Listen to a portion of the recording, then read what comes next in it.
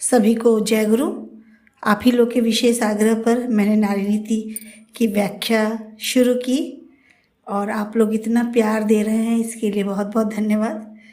आज का जो विषय है नारी नीति का 5वां अध्याय, वाणी संख्या 5, नारी का वैशिष्ट, बहुत महत्वपूर्ण अध्याय है।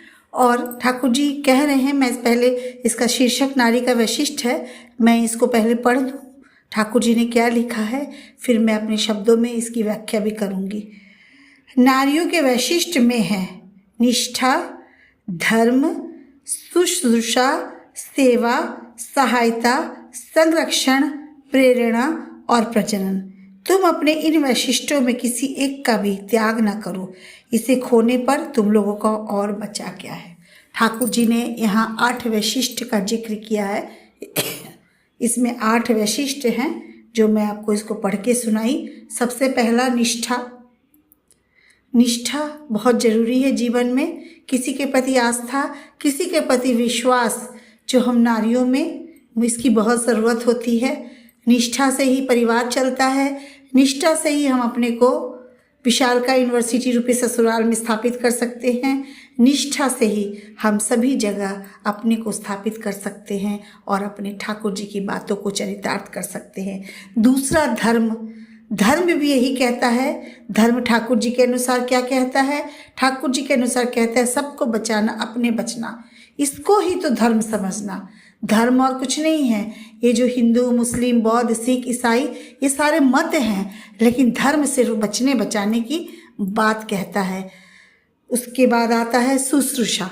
सेवा और शुश्रूषा दोनों ही शब्द हैं, दोनों ही बहुत सुंदर शब्द हैं, लेकिन शुश्रूषा जो मैं पिछले अध्याय में इसका विश्लेषण करके बताई थी, शुश्रूषा जो है अल्पकालीन चलने वाली प्रक्रिया है।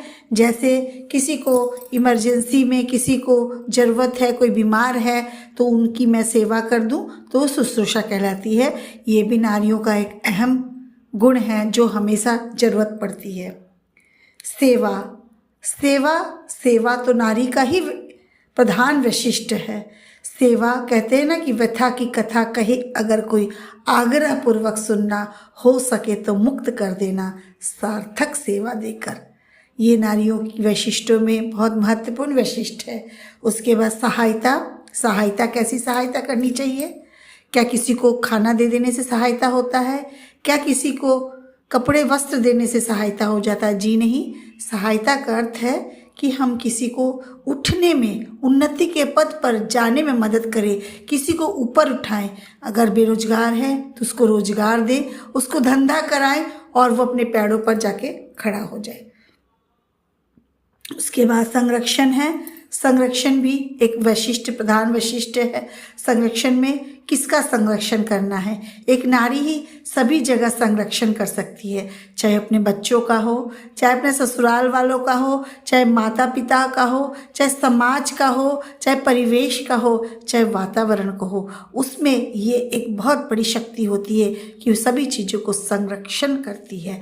हमारी बड़ी माँ जो थी, संरक्षण विधि में बहुत माहिर थी। छोटी छोटी चीज़ों को भी बचा के संग्रह करके रखती थी, संरक्षित रखती थी।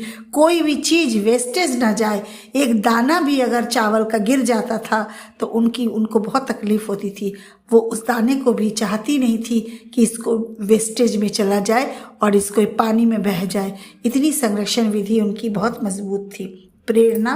प्रेरणा, हम नारी सबको प्रेरणा ही दे सकते हैं। आप लोगों ने इतिहास के पन्ने जब पलटेंगे आप सभी, तो अब देखेंगे कि माँ जो लोग हैं, जो भी नारियाँ हैं, सब प्रेरणा स्रोत है। चाहे वो तुलसीदास हो, चाहे हमारी जो भी है कालिदास की पत्नी, वो भी, सभी लोग प्रेरणा देते आए हैं। तुलसीदास की पत्नी ने ऐसी प्रेरणा दी कि तुलसीदास हो गए। उन्होंने अपने पति को समाज में, विश्व में, परिवेश में, वातावरण में स्थापित कर दिया। जब पति को स्थापित कर दिया, पति की जब स्थापना हो गई सुंदर तरीके से, तो खुद ही रत्नावली का नाम हो गया। उसके बाद आता है प्रजनन। प्रजनन भी नारियों का एक बहुत प्रधान वैशिष्ट है। नारियों में ही प्रजनन क्षमता होती है।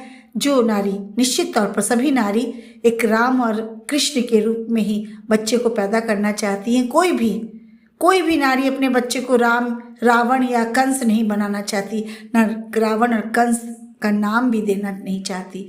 तो निश्चित तौर पर एक जो कच्ची मिट्टी का जो वो रहता है गोला, उसको हम जैसा आकार दें, लेकिन एक माँ निश्चित तौर पर कच्ची मिट्टी को भी राम का ही आकार देना चाहेगी, तो हम भी अपने बच्चों को ऐसा ही आकार देंगे। तो ठाकुर जी कह रहे हैं ये जो 8 वैशिष्ट है इनका त्याग ना करो। एक का भी त्याग करोगे तो तुम्हारा संतुलन बिगड़ जाएगा, तुम असंतुलित हो जाओगे। इसलिए ठाकुर जी कह रहे हैं ये 8 वैशिष्ट बड़ी माँ में जागृत अवस्था में थी। 8 वैशिष्ट को लेकर बड़ी माँ हो गई। ये 8 वैशिष्ट हम सभी माँओं में हैं, हम में हैं, आप में हैं, सभी में हैं, लेकिन ये सुसुप्ता अवस्था में है। इनको हमको सुसुप्ता अवस्था से जगा के जागृत करना है और जागृत करके एक दिशा देनी है। अगर इनमें से एक भी वैशिष्ट काम नहीं करता है, एक भी वैशिष्ट से अगर हम चूक जाते हैं तो हमारे जीवन में कुछ भी नहीं बचा है, हम अधःपतन की ओर चले जाएंगे। इसी अधःपतन से बचाने के लिए ठाकुर जी ने नारियों को 8 वैशिष्ट दिया है। आशा ही नहीं पूर्ण विश्वास करती हूँ कि आपको मेरी ये व्याख्या पसंद आई होगी। वंदे पुरुषोत्तमम्।